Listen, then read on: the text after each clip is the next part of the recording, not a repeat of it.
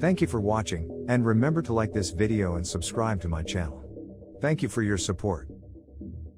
Here, a couple of great stories, a good guest talking about electric vehicles and road tripping, by the way. That's ahead. And of course, everything about the weather. We still have storms. We got a big front, and we have a huge We're not going to watch this thing just kind of sit around here.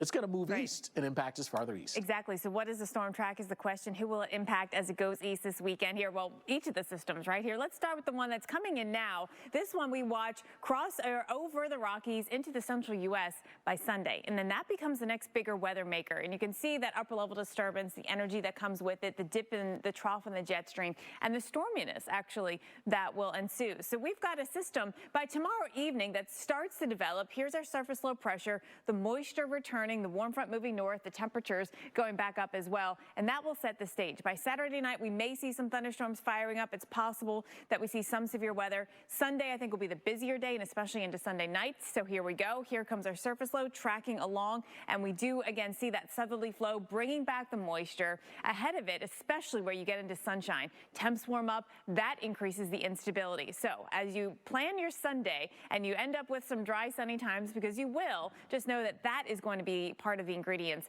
that go into the recipe for storms. Stronger low-level jet 2 will help organize things out there. And then Sunday evening into overnight is where we'll watch for severe weather here from central Missouri all throughout the southern part of the state down into northern Arkansas. That's the zone. And the rainfall may be adding up to more than 3 to 5 inches. You can see in Arkansas, that's one area. Also, watching along that warm front, because we're going to have repeated rounds of rain across this area. That's where we could get 3 to 5 or even 5 to 8 inches of rain. We'll see that move into the Ohio Valley right now than yesterday. That's because of the front. But if you're ahead of the front, we've got warmer air still in place here, and these are areas that still will get some showers and maybe even some thunderstorms today. So a few showers in southern Virginia this morning. You can see that there's not much in the way of thunderstorm activity. It's kind of fizzling as we get through the last couple of hours here, and there's not much energy left to this front in the south. It's really just the change that you'll see, the drier air, the cooler air that comes in. It's sort of mid-season, time to do some progress reports. It is actually, we're just past the middle of fall. Which is crazy to think that we're already at that point. What a fall you've had in the Northeast. I mean, look at where we rank in terms of precip. Here is sort of right in the middle for most of you. I mean, not too wet, not too dry. Yeah, you've seen sort of the both flip-flop of what we dealt with during the summer months here, where we were so very wet. As far as it being on the warmer side, you can see a number of these areas in the top 3 in terms of being the warmest fall, at least so far, here for us. Yeah, so it's been warm. You've had enough rain, maybe too much in a few spots here, but overall enough rain. So if we were giving out grades, if I was giving out grades to your season so far in the Northeast, I mean, I'm calling it an A. An A. Tease ahead.